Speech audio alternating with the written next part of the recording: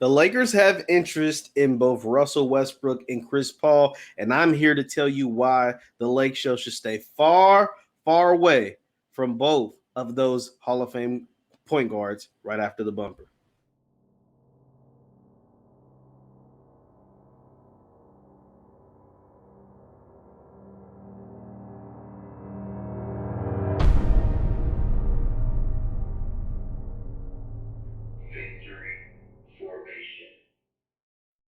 What's good people? Jeff Lightsy Jr. here with the Black Boss channel and Victory Formation. Be sure to hit the thumbs up button, like, share, subscribe, all that good stuff, because we upload every single day. Now, there are two Hall of Fame point guards that the Los Angeles Lakers have been linked to or have said reportedly have interest in both Chris Paul and Russell Westbrook. And I'm here to tell you why the Lake Show, led by Rob Pelinka, Jeannie Buss, LeBron James, and Anthony Davis, should stay far, far away from both of two of my favorite players in the league, two Hall of Fame first ballot Hall of Fame point guards in both Russell Westbrook and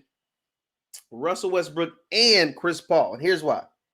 So Chris Paul, as we all just saw, was able to lead the Phoenix Suns to the NBA Finals. The Phoenix Suns had no business in the NBA Finals, at least before the season, and nobody would have told you they would have saw the Suns in the Finals when the season started, or even when the Chris Paul trade was made. You were like, oh, Chris Paul, man, he's going to get him to the playoffs, something they hadn't done in 10 years. It's like, that makes sense. The NBA Finals? Like, the NBA Finals, like the second best record in the NBA, Phoenix Suns, this young team with a bunch of young players, Devin Booker, DeAndre Ayton, Mikal Bridges, Dario Saric, Cam Payne, all these guys under 25 years old are going to be in the finals? Yeah, nah, I ain't see that coming. I ain't see that coming at all. Been knocking off the Lakers in the first round, sending Denver home? Nah, ain't no way that's happening. Well, that's what happened. If the Suns and beating the Clippers, yeah, the Suns made it happen.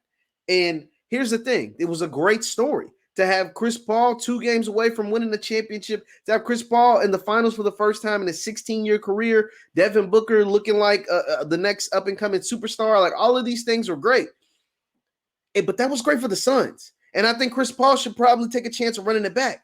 But here's the thing. Here's why it doesn't make sense for the Lakers. One, I'm going to start with Chris Paul, and then I'm going to tell you why Russ doesn't make sense. Chris Paul is 36 years old. That's the same age as LeBron James. These guys are old. Now, they are really, really good at basketball, but they are old. And now they are injury prone. Well, Chris Paul's always been somewhat injury prone. He's been somewhat injury prone. Chris Paul's going to come with a high price tag, and you're always going to run that risk of injury. He got hurt during these playoffs. His shoulder was messed up. Now, he was able to work through it and end up being okay, but his shoulder was messed up at times. At times, he looked really, really old and gassed, especially when they put a guy like Drew Holiday on him.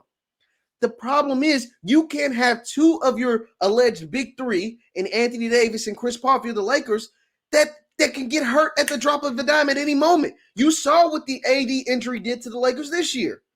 The AD injury to the Lakers this year cost them the finals, or a chance to be in the finals, because the Lakers had the Phoenix Suns, the team who went to the finals, on the ropes when Anthony Davis played. But what happened? Anthony Davis got hurt. And so now adding Chris Paul, yeah, you get a floor general, you get a pure point guard, you get a first ballot Hall of Famer, you get a guy that's going to compete his tail off every single play of every single possession. The problem is you're also getting another injury-prone guy. And as LeBron gets up in age, he is showing he is more susceptible to injury. He is becoming more like, it looks like his kryptonite is getting closer and closer at age 36. At age 36, the same age as Chris Paul. And you're going to put two old guys and then two guys who are injury prone on the same team. Yes, you have a chance to be a nuclear bomb and blow the whole NBA up and win another championship. You also have a chance of being in a freaking lottery, because if both of those guys get hurt with those salary caps, your bench is going to be terrible, and you could be in the freaking lottery. You could end up missing the playoffs completely if any kind of injury happens to one and or both of those guys. And that is not unrealistic. because Chris Paul and Anthony Davis get hurt a lot. So that's why it doesn't make sense. Yeah, you could make a run for the title. Like you pushing all the chips in. This is a big, huge gamble if you were able to acquire Chris Paul with that price tag, with that injury history at that age, with the injury history of Anthony Davis, which essentially cost you a chance to be in the finals this year. And the fact that LeBron James is getting older and more susceptible to injuries. So you can have all three of your big high-level guys. No, knock on wood, I'm not wishing injury on any guy. I'm just being realistic. You got to weigh the pros and cons. The pro is you could win a title with Chris Paul. The cons are it's like a 50% chance he gets hurt at some point during the season. And a high percent chance those odds raise even higher as you get towards the playoffs. That goes from 50 to about 65. 65% chance he gets hurt as the closer you get to the playoffs. Same with Anthony Davis. 50-50, about 60% chance he gets hurt when playoffs roll around. So that's the problem you run with Chris Paul. The problem with Russell Westbrook is easy. Russell Westbrook needs the ball, has to be very ball dominant to be his most effective self. And he can't shoot. he can't really shoot free throws anymore. And he can't shoot from three-point line. He's a 30% three-point line shooter. Shooter from the three. That's not it. That's not going to cut it. 30% lead point guard, and he's got to get every rebound and have every assist on the same team as LeBron and Anthony Davis.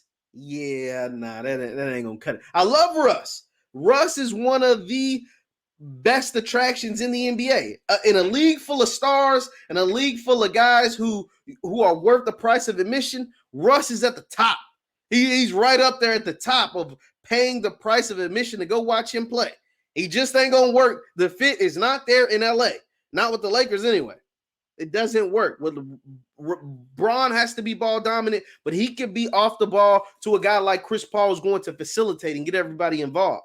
Russ is almost looking to score first. He gets a ton of assists, though. But Russ is no threat from three. LeBron's not the best threat from three, and neither is Anthony Davis. So the floor spreading ability, it's not there. There's not much court spacing with all three of those guys trying to play together.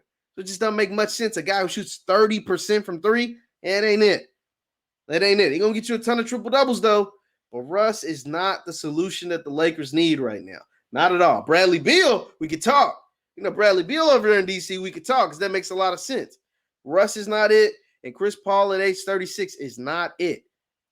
Leave your thoughts in the chat. Leave your thoughts in the comments. Once again, I'm Jeff Lightsy Jr. at the Black Boss Channel and Victory Formation Sports Show. Follow me on Twitter at JLightsy7. I post content on there all the time. We have interesting conversations. Thank you guys for tuning in, and I will see you next time. Peace.